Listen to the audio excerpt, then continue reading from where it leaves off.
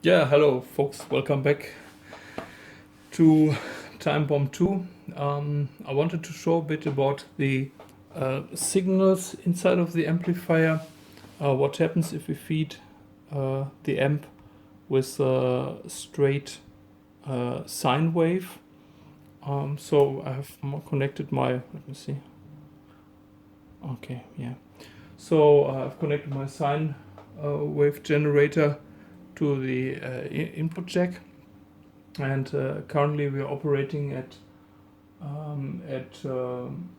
we have a divider here 0.5 volts per grid, so we have two grids, means we have 1 volt peak to peak input signal, which is probably a bit more than an average guitar humbucker could deliver, even though I saw that my DiMarzio X2N can deliver in a peak something like 1 volt. Usually it should be, of course, less, like half volt or even 200, 300 millivolts. Anyway, for testing the amplifier, I'm using now this 1 volt.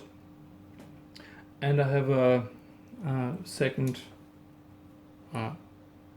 Tastkopf probe head here.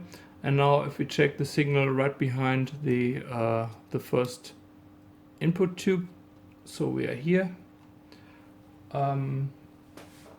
This one is has a divider of 1 by 10.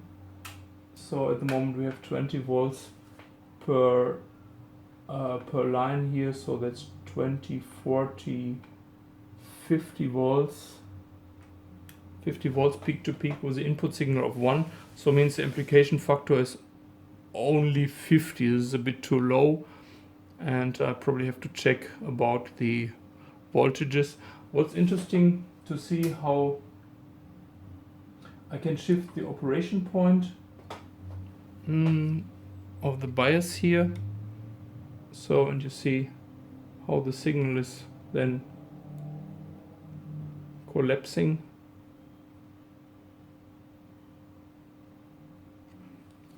Actually, it's even better to see if I put the probe in front of the coupling capacitor. So I'm now right on the anode. Yeah, try. Okay, yeah. So it's now pretty much elevated because we have the DC there as well. And if I now change the bias, so this would be hot biasing. So the tube is driving and completely going into saturation.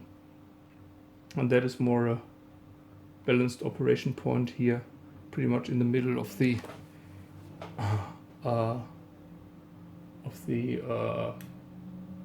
well, probably a bit more in the middle operating point.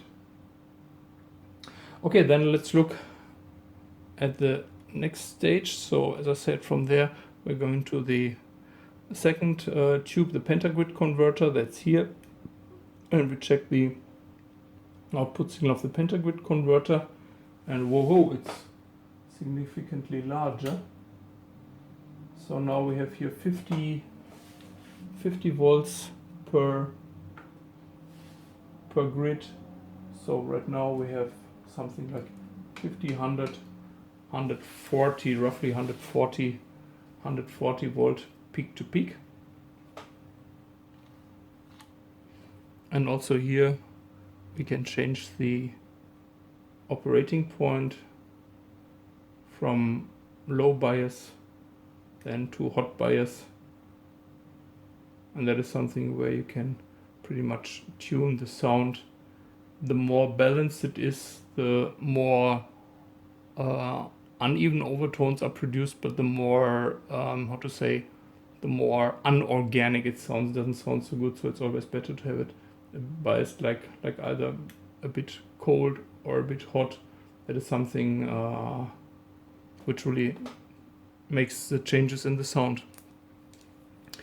And from that stage we then go to the third tube, and the output signal of that tube would then feed the tone stack. So here we are in front of the tone stack, and you see we have almost a square signal there. So, and once again 50 volts per grid, 1, 2, 3, 4, so 200 volt peak to peak. and I think the operating point I can not change too much because it's anyway overdriven, so it wouldn't make a big difference. So I'll just leave it in the middle. Yeah, and then we go in the tone stack, and that's where the signal is then really, or the sound is created. This tone stack is here. And there we see then on the oscilloscope a bit larger. Yeah, this is now the output of the tone stack, very typical picture for a Marshall type of tone stack. And I'm just turning away the treble, so you see that this peak here, which creates a lot of high overtones, would be removed, and then the mid, yeah, it's my frequency of roughly 1 kilohertz. I think no big impact, and bass really removes any kind of bass frequency. This slope here disappears completely. And with that signal we then feed the 6V6, or in my case this 6P6S, and what we see then on the output section, actually we don't see anything because I've turned down the master volume, so now I'm connected, I'm connected here to the speaker output. The speaker output is once again bypassed by a 2 ohms resistor. And if I turn up the volume, and so that is the signal then on the speaker output.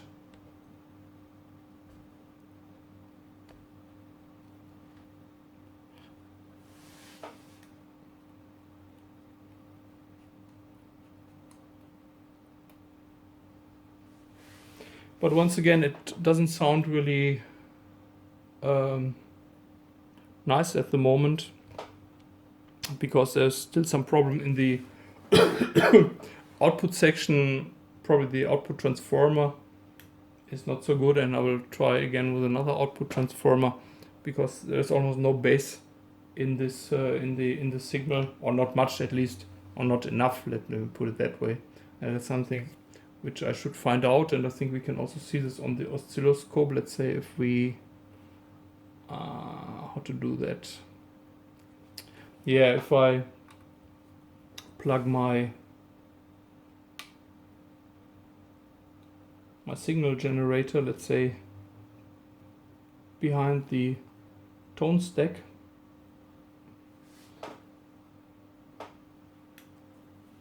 and I'm driving the output section.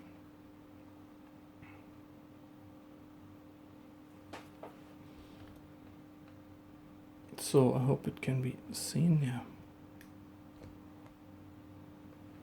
So at the moment this is the input signal, this is the output signal right at the speaker. And if I change the frequency then to higher levels, let me remove that signal. Yeah, so I take higher frequencies and you see the amplitude is increasing, but if I go down with the frequency, then you see it drops to roughly 50%. That is something now like 100 Hertz signal, which is still a guitar signal, but the amplitude is above 50% lower than if I go on the higher frequencies like 1 or 2 kilohertz. And that is something I need to find out why we have such a loss of bass. I have of course provided a bypass capacitor. Where is it here? This is a 220 microfarad bypass capacitor, and even if I change that one to higher values, I don't see any difference in the frequency response. So next step will be probably to remove the output transformer and just to take a standard resistor instead and just make some measurements on the frequency response, and then ultimately take another output transformer and see if that is still the same. Yeah, and then I also need to work a bit on the grid and plate voltages to give this whole body here a bit more distortion, because that is still not satisfying. Luckily, this radio had these 5 tubes inside, or was it 5 or 6? 1, 2, 3, 4, 5. Ah, 6. No, it has 6 tube sockets.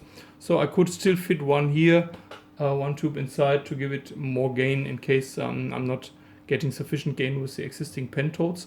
But on the other hand, with Time Bomb 1, I only had 3 Pentodes AF7, and they created this really high gain monster sound. So I'm wondering how we can change the external circuitry here in such a way that we get almost the same level of gain out of these Russian tubes. So that's it for the moment. Thanks for watching.